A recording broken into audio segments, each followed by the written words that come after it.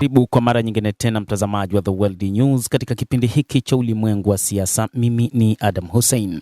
Rais wa zamani wa Marekani Joe Biden amemtaja rais wa sasa Donald Trump kuwa ameshindwa vita vya nje, kwa maana vita dhidi ya Jamhuri ya Kiislamu ya Iran, lakini pia na vita vya ndani.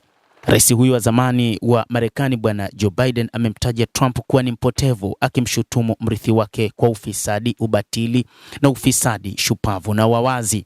Matamshi hayo yalitolewa katika kumbukumbu ya mwaka wa pili wa utendaji wake wa kutatanisha katika mdahalo dhidi ya Trump ambao hatimaye ulisababisha aache azma yake kuchaguliwa tena.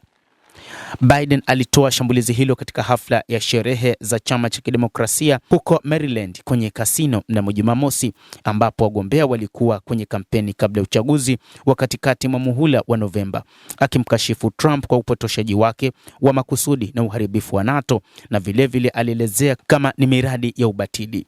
Amesema rais huyo wa Marekani ameshindwa vita dhidi ya Iran, na ni wakati ambapo kiongozi huyo anatapatapa kutafuta namna ya kuweza kujiokoa na kujilinda, hasa katika kipindi hiki cha uchaguzi wa katikati ya muhula. Rais huyo wa zamani wa Marekani alikumbuka kwamba Trump alikuwa amebomoa mrengo wa mashariki wa ikulu ya White House ili kutoa nafasi kwa chumba chake cha mpira kuweka jina lake kwenye kituo cha John F. Kennedy. Alipanga kujenga tao kwa heshima yake mwenyewe na hata kuajiri mtu wake mwenyewe wa bwawa kurekebisha hali hiyo na ukumbusho wa Abraham Lincoln. Ni hasara gani? Biden alidakia.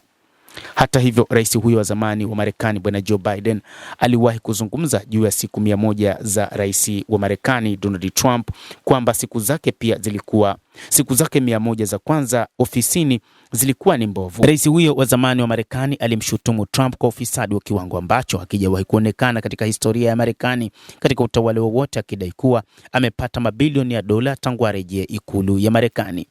Biden pia alionyesha hasira juu ya mipango ya serikali ya Trump ya kulipa fidia kwa wale wanaodai kulenga kimakosa wakati wa ghasia za Januari 6 huko Capitol Hill.